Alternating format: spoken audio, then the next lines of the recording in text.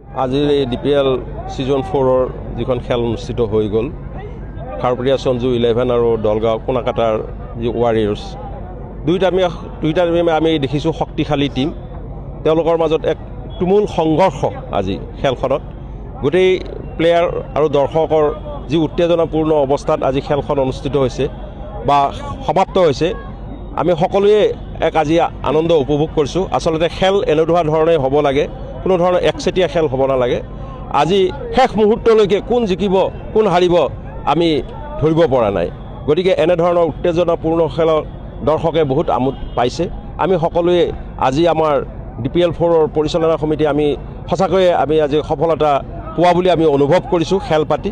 গতিকে আগন্তুক দিনত আমি সকলো ৰাইজৰ আজি এনে যেন অভূতপূৰ্ব যি সঁহাৰি, এই সঁহাৰি আমি যাতে অনাগত দিনতো পাওঁ, তাৰে আমি সকলো ৰাইজৰ ওচৰত আমি আমাৰ DPL পৰিচালনা সমিতিৰ পৰা আমি আহ্বান জনাইছোঁ, অনুৰোধ জনাইছোঁ। বহুত ভাল লাগিছে, কাৰণ দুটা দলে ভাল খেলিছে, খেলুৱৈসকল খেলিছে, আৰু এইটো আমি বিচাৰিছিলোঁ। সমিতিৰ সকলোৱে ইমান দিনে প্ৰায় 1.5 মাহ জোৰা আমাৰ কাৰ্যসূচী, 45জনীয়া কাৰ্যসূচী, আমাৰ যি কষ্ট সকলোৱে কৰিলে, সকলোৰে কষ্টৰ ফলত আজি ইমান এটা সুন্দৰ ফাইনেল খেল সকলোৱে উপভোগ কৰিব পাৰিলে। আৰু দৰ্শকৰ যি আগমন, এই আগমন চাই আমি সকলোৱে উৎফুল্লিত হৈছোঁ যে আমাৰ সফল যেন লাগিছে, যে আমি সফল অনুভৱ হৈছোঁ। যিয়ে নহওক, আমাৰ কেইবাটাও কাৰ্যসূচী বাকী আছে, গতিকে আমি আগলৈ আৰু সফল হ'ম বুলি আশাবাদী সকলোৱে। ইতিমধ্যে আমাৰ সভাপতি মহোদয়ে ক'লে, গতিকে আমি এই সফল যাত্ৰালৈ আমি আগবাঢ়িম। ছিজন 5-ৰ পৰিকল্পনা কেনেকুৱা?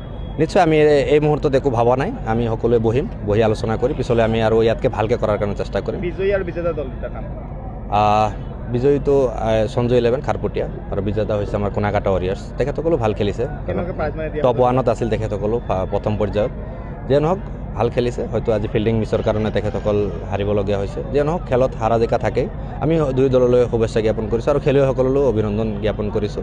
আৰু আগন্তুক দিনত ভাল খেলক, ৰাজ্যৰ কাৰণে তেখেতসকলে আগবাঢ়ি যাওক, আমাৰ অসম মুলুকৰ কাৰণে তেখেতসকলে কাম কৰক খেলৰ।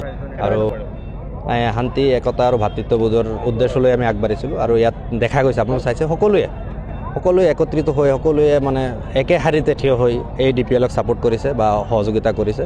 আৰু আজি যি আমাৰ উদ্দেশ্য আছিল, সেই উদ্দেশ্য আমি সফল বুলি ক'ব পাৰোঁ।